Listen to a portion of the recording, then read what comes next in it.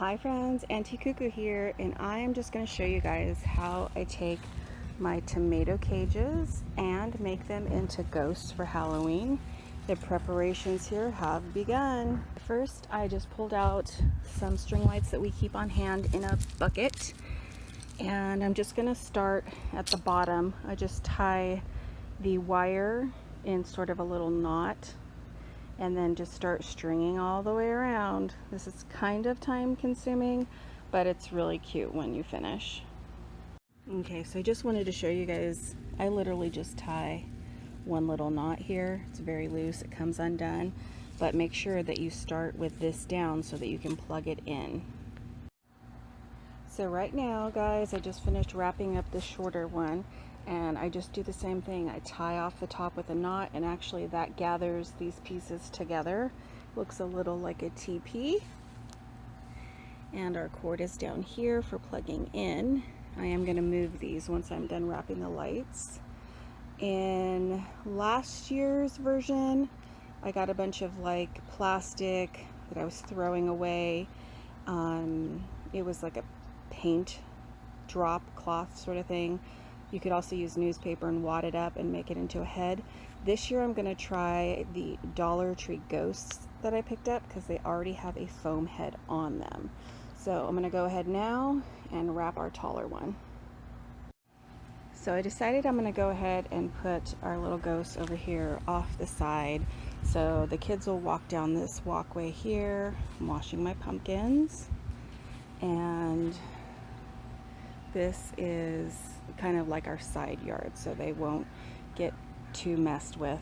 And I have a white shower curtain from the Dollar Tree. I'm going to go ahead and cut it in half and then use some clear shipping tape to go ahead and cover these up, and then I'll be right back to show you what's next. Alright, we've got progress. So that shower curtain is a lot nicer than the white tablecloth I did last year from the Dollar Tree.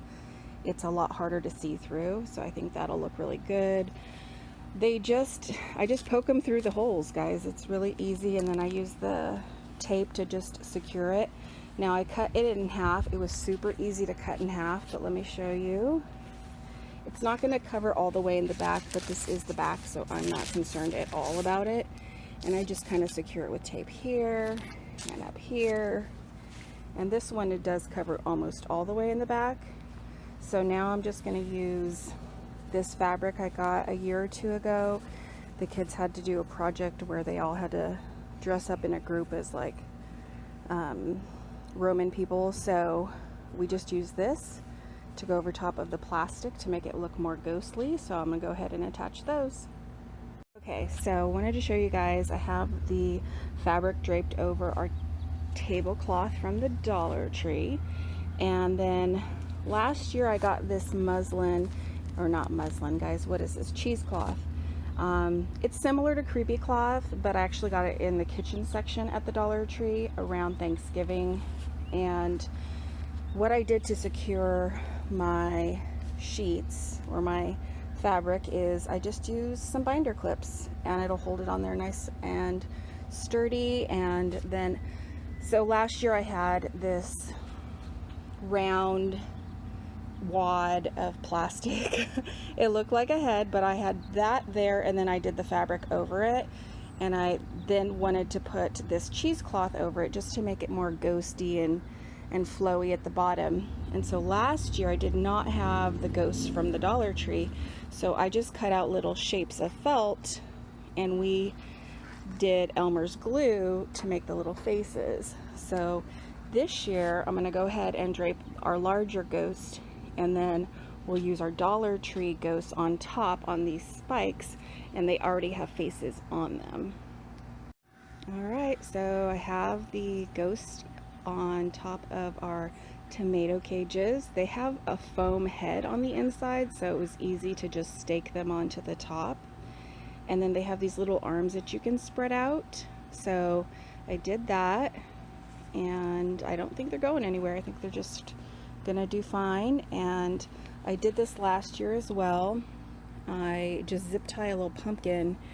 Last year I did it to the tomato cage. This year I'm doing it to the little arms. So they have these little foam arms that stick out.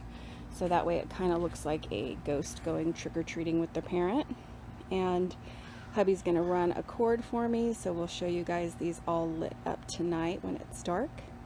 Now we're gonna go carve our pumpkins and I'll show you guys the finished product on those. The sun is setting. Got the moon up here, and before it gets too dark, thought I would show you guys. I went ahead and put my little DIY trick-or-treat sign from Halloween there, and we've got our ghosts all lit up. I think they look pretty good. I'm gonna change up this section right here with some cobwebs. I just took down the leaves and make it a little more spooky for Halloween. But I wanted to show you guys how our Dollar Tree tomato cage ghosts turned out. I really like them. So what I did is used one of those light up jack-o'-lantern lights, and I put that in there, so that'll, when it gets real dark, it'll reflect really good on that pumpkin. And then I have a few other things I'm working on that I'll put together in a video for you guys. So yeah, I hope you guys liked seeing how I made my little tomato cage ghosts using my Dollar Tree ghosts. Really easy, not time consuming, and the kids are laughing because I use those tomato cages for everything. I make Christmas trees out of them at Christmas, ghosts at Halloween, and they're in the garden during summer, so they get plenty of use.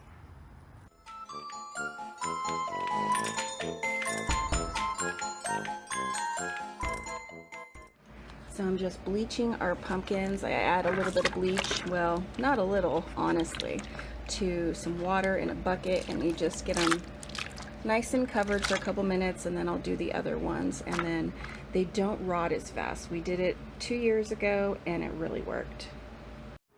So this one's my daughter's pumpkin. She decided to go with a Starbucks theme.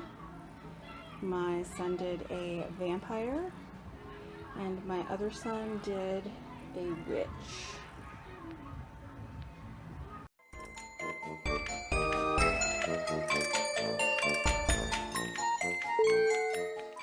Alright guys, just a quick look. I just finished my daughter's costume.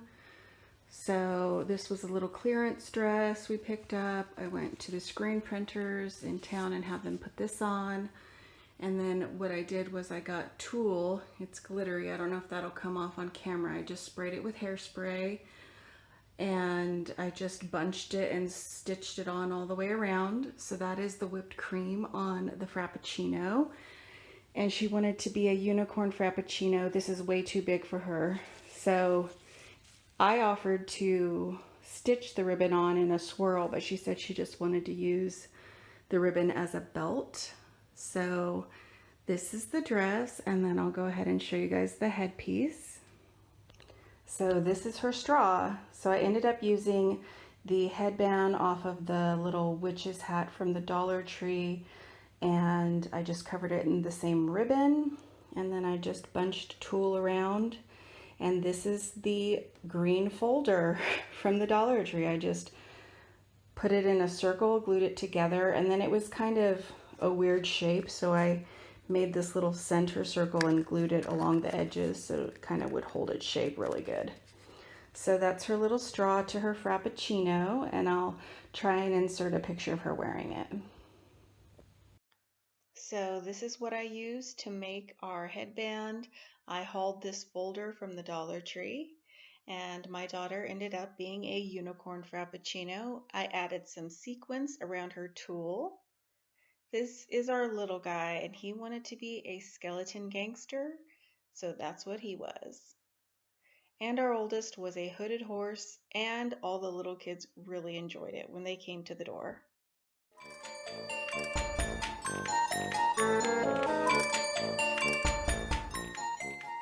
I'm just sharing how our neighborhood celebrates Halloween. We live on this really cool cul-de-sac where we can actually have a gathering. So about 200 people. That one is mine right there.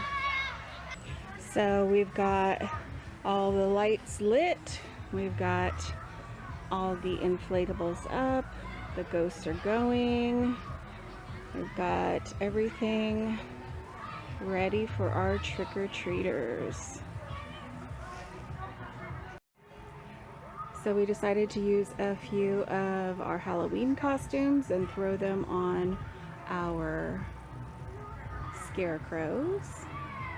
I moved a few of our skeletons out here. I put the birds in that bird cage and the dog in this little vintage cage we have. We have some Cheerios with rats in them. And the pumpkins. And we put a little mask and hat on this little scarecrow. So we may or may not have a statue sitting over there.